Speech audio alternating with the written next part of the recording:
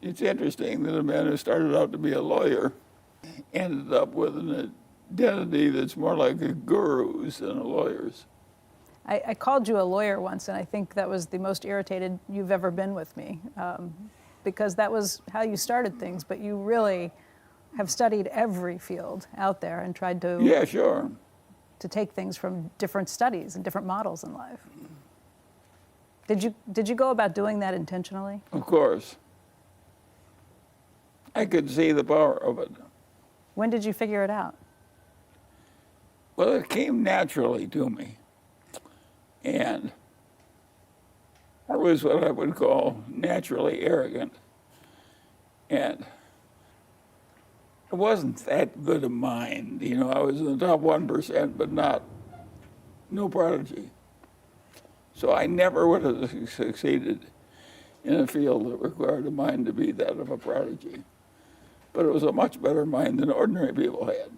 And I recognized that quite early, and I just played the hand I was dealt in order to get as much advantage as I could. When did you recognize that? Were you a child Very still? young. Yeah. When I was taking courses in grade school, I was often revising the textbook and the course in my head to make it more correct because I realized the professor was doing it wrong. What kind of things would you recognize that they were doing wrong? They had some crazy idea. For instance, my Latin teacher was a maladjusted woman who was a devout follower of Sigmund Freud. And I recognized that Sigmund Freud was a horse's ass when I still first read him when I was in high school. And, of course, it was an odd little boy whose Latin teacher is teaching him Freud. But she was peculiar, and so was I. And, of course, when I bought the complete writings of Sigmund Freud from the American Library. It was one big book, and I went through it very laboriously, and I realized he was a goddamn lunatic. and so I decided I wasn't going to learn that from my Latin teacher. And that's the way it is. That's what I went through all my life, trying to turn every teacher into my Latin teacher. Just a poor fellow who hadn't quite learned to understand it right yet. Now, I didn't always succeed. I had some very unusual teachers. So, Charlie, you were born on the first day of 1924. You have seen a century of history. And I wonder, do you ever stop? Not only that, I lived in the aftermath of a previous century of history. In fact, you could argue that about 90% of the progress of man has happened in civilization has occurred in the last 2 centuries. And that I lived in the immediate aftermath of one. And it was a very important cemetery, that cemetery that ended when I was born. Because in that century, we figured out so very, very much that was quite important as a start. If you stop to think about the technical revolution, it happened in that century. That's when they opened all these coal mines and created all these steam engines and so on. And so it was just, and of course that's what brought the economic system up. So man had enough leisure, had enough time to think when he wasn't just getting enough food to eat. And so it was an amazing time to be born, and to be born in the place in that century where all the growth was going to occur. The United States. The heyday of the British Empire, which was probably the most important empire that ever existed on Earth, ended about the time I was born. The heyday. You look, you're a stamp collector. Pretty much the whole Earth was colored red or pink for the British Empire. But it was a little stinking island in the North Sea, and that's what they created the most important civilization ever created. Now they borrowed heavily from the Greeks and the Romans and so forth to do it, but they did it nonetheless, and it was a very interesting thing. the idea that a system where 300 families owned half the land in England, and when the winter, when the summer came in England, they went to London and ran the country as a matter of noblesse oblige, that able to make the best of that 300 families and make them important parliamentarians. And that was their civilization. That was the way in which they took civilization, and their part of civilization, into total leadership of the technical revolution. And then you come along, and I'm 1924. immediate after that. My father grew up in a world where if you wanted to go around Lincoln, Nebraska, he had to use a horse and buggy. There was no car. There was no broadcasting. It was a very different world. The railroads were primitive. And that's what he grew up in. Let me ask you about the Great Depression. You were just a child then. I know your family struggled. Yeah, but I was an unusual child. Yeah. And I was curious, and I saw what was happening. And it was just clobbering my family everywhere I looked. And it wasn't a little clobber. It was a major clobber. What happened? Clobber. Well, my mother had 2 sisters, and my father had 2 sisters. And all 4 of those sons-in-law, who were my uncles, got utterly clobbered by the Great Depression. One was an architect, and the Bill just stopped building practically everything. And he finally got a job doing drafting work for the county of Los Angeles, and they paid him $108.08 per month for doing that drafting work, which was above what they would have paid an architect, but not much above. And that's what he was earning. And then they passed the FHA rules, and that was competitive civil service examination.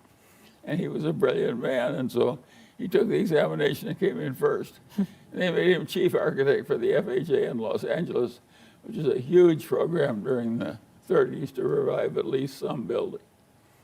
And he set the standards for that. He wouldn't let the subdivider get by with much.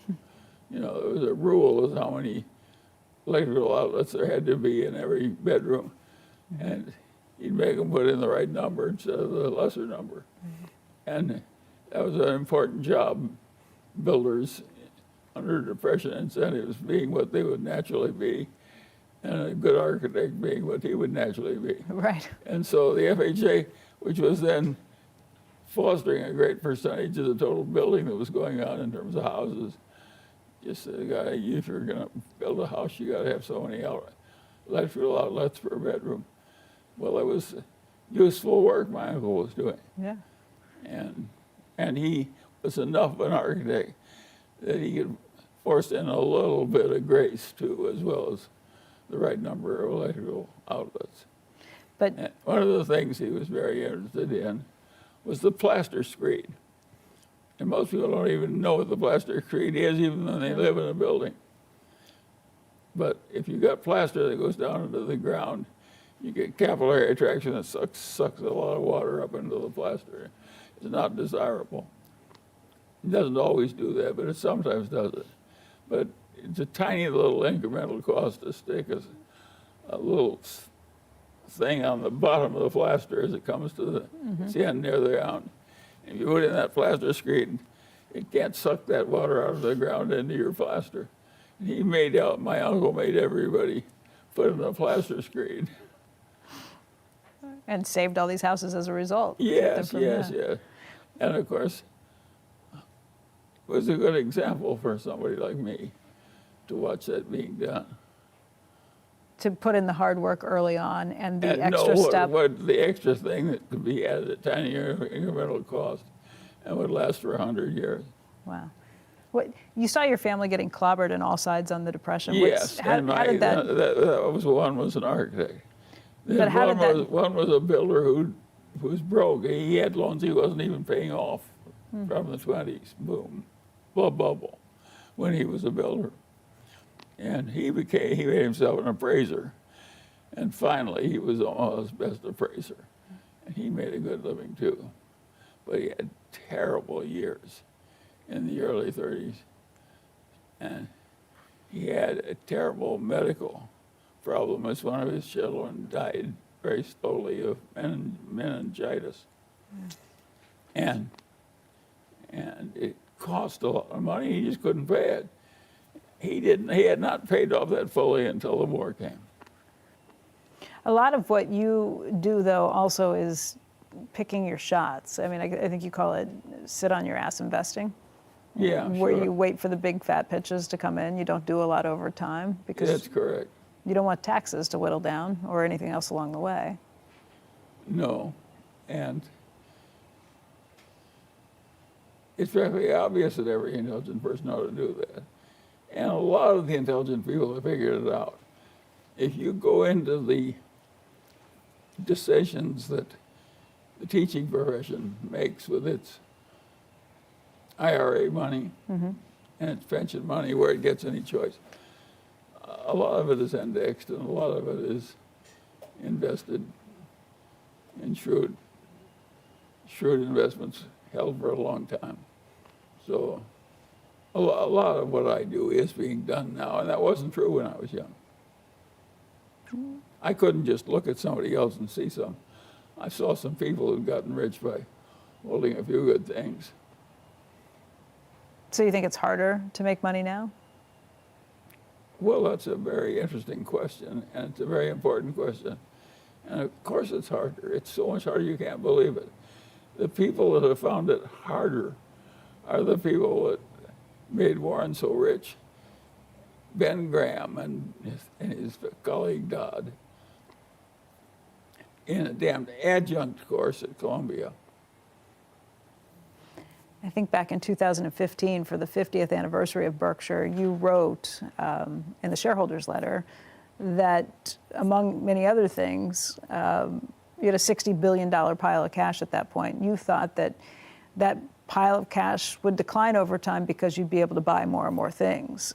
Now you've got almost $160 billion in cash. Is there an opportunity for a really big purchase with that? And do you think you'll see one? Well, of course, there's an opportunity for a purchase a lot bigger that people can make who don't have us 160. We have $160 billion in cash, plus a great credit rating we deserve. And who in the hell has that? Not very many. Yes, but what it's going to be, I can't tell you. It can't be anything too small, because it doesn't matter how good it is. We're of a size now where too small just doesn't move the needle very much. So we need something big to come along and use up all our cash and some borrowing. But who's more likely to find something than a guy who has $160 billion in cash, plus a long history of buying bargains? I don't think it's hopeless. It may have to be done by some different people. You know that the next time we may not be able just to squeeze a little more lemon juice out of the old lemons. We may be able to, we may have to squeeze some new lemons, meaning new people may have to make the decisions. But who can make them better than somebody that has watched the early process all through all those years and seen how well it works, and who starts with a little legacy of $160 billion of cash? So you're talking about Greg Abel, Ajit Jain. Yes, Ted and Todd. or somebody not yet identified. You talked about some of the joy you found with some of the investments Berkshire's made along the way. I think Washington Post was a great who one. doesn't like to happily enjoy extreme success accumulated with people who are extremely admirable? That's what Warren and I have gotten to do. Yeah. Well, of course that's a lot of fun. And a lot of the people at Sequoia have had a lot of fun because they've done a lot of similar things. What, besides the Washington Post, though, which is one you mentioned in a 1995 speech as being one of the best investments ever, what other investments have been some of your favorites? I'm thinking of maybe a BYD or a Costco. Well, they've all been favorites, but again, BYD is a good lesson.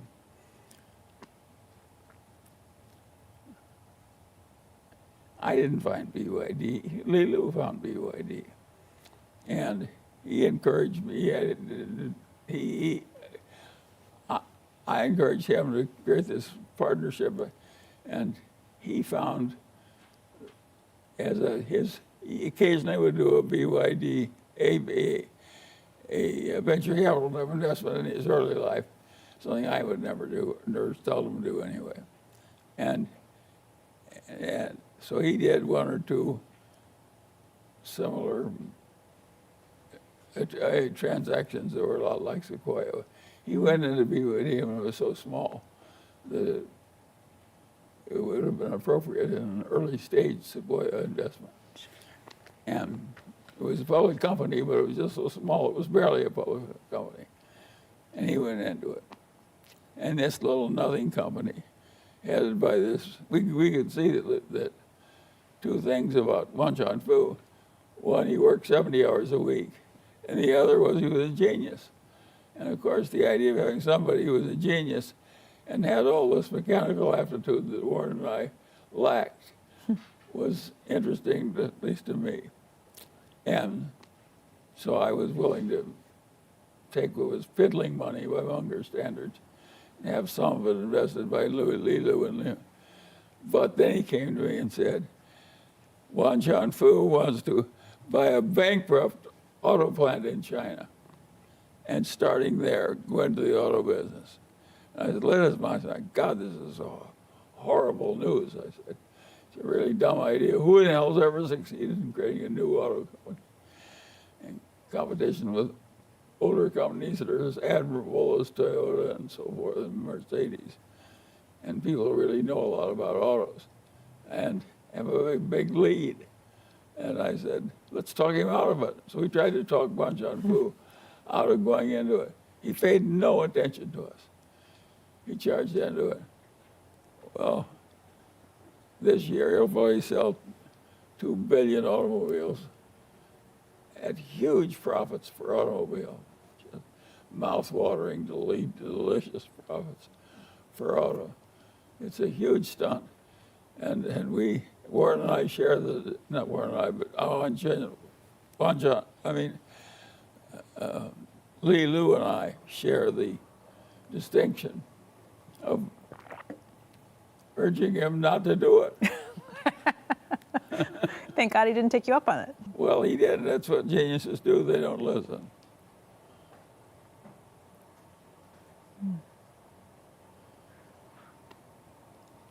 And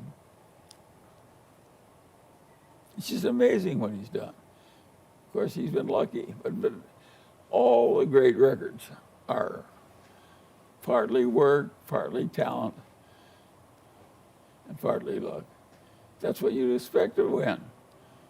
Well, with this many people in the game of investment, of course the big winners are going to be people who get luck and who get work and talent and luck. That's what we've had. And what was interesting about Berkshire's history is what turned the first $300 million of Berkshire net worth into the first $3 billion of Berkshire net worth. Now, some people have now gone back and checked all their figures. Some people figured it out. But the results we got in turning 300 million into 3 billion really quickly helped us a lot. What was it? Well, it was blue chip, stamps, and See's Candy, and the Buffalo News newspaper, and the early insurance operations under Ajit Jain when he came to us. And so everything worked at once. And we made these unholy profits out of these fiddling businesses that weren't that good. And it was a very remarkable thing. And there was some luck involved. Warren has said that his worst trade ever was buying Berkshire Hathaway itself, the mills. Yeah, sure. What was your worst trade? Well, I think my worst trade was buying a block for the Munger family in Alibaba, which is a pretty good company, but I think it got overhyped. And Jack Ma made mistakes in dealing with the Chinese government. I've had people say recently that because of the multiple wars that are going on around the globe right now, if you look at Israel, if you look at Ukraine, what's happening with Russia, people say that we are potentially in the worst of times. If you look at China for the potential to take over Taiwan. It could end up blowing up human civilization, which I love so much. And naturally, I hate getting anywhere near. Imagine coming at life with the basic attitude of grandfather Munger and grandfather Ingham. How little I want to see human civilization blown up when it's been so hard to get it where it is from where it was. Of course, I don't want it blown up. You worry about that right now? Yes, of course I worry about it. You're mine. I don't spend too much time worrying about it because if it's something I can't fix myself, I frequently put it on something I call my too hard file. And then I just don't think about it.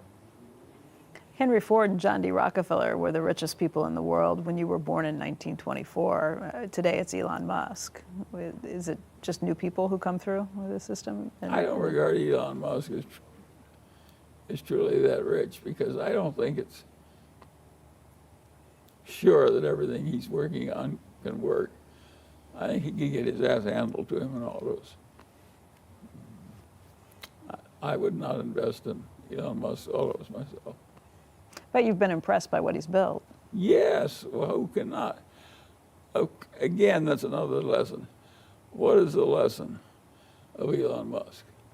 The Musk is, it's always an outlet. Somebody who has a perfectly ridiculous amount of money, it almost always has an element of luck in it. He's been quite lucky in what he's picked to double down, double down, double down. And then he's used leverage so much that he's doubled down right to the edge of extinction, maybe 2 or 3 times. How many people can go to the edge of extinction without stepping into it? Well, he's done it 3 times. Maybe he's got 6 more in him. I don't know. I put Elon Musk in a file.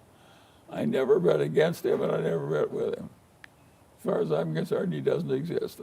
My life works better if I treat the world as though he didn't exist. In thinking about age, a lot of companies are getting rid of mandatory retirement ages. Boards are getting rid of a lot of those mandatory retirements. But there are questions right now about whether Joe Biden or Donald Trump are too old to be president at 81 and 77 years old.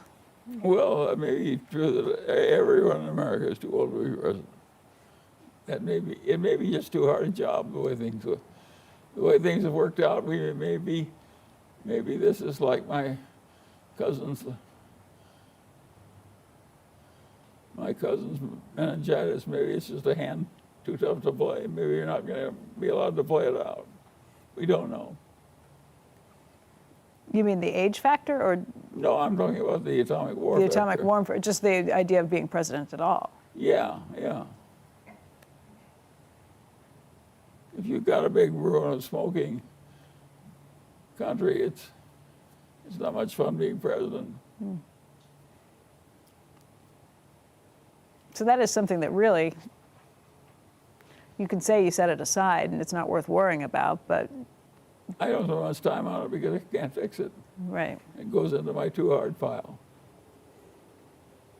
Even if I had all the power, I couldn't fix it. If you gave me the power to write all the laws of the world, I would sit down, even if it happened today, and try and help you write those laws. I would think it was the most important thing that mankind could possibly do, because there's a lot of laws that are stupid and cause bad results. And if you know what they are, well, you just eliminate the ones you didn't like and put in the ones that would help. And I think somebody like Warren, who naturally thinks the way I do on this issue, he'd be quite happy making laws for the whole United States. And you would too? Yeah. I'd feel it was my duty to try too. What would be the first to go or the first to get written in? Well, there are all kinds of things. Where the fraud just gets too much, I think you just have to take it out. But there are whole professions that go out. And there's whole half professions that goes out. Half the chiropractic profession should go out. It should not exist. Chiropractors. Chiropractors, yeah. Yeah, it's horseshit. Because? It's not true. It's not going to help you.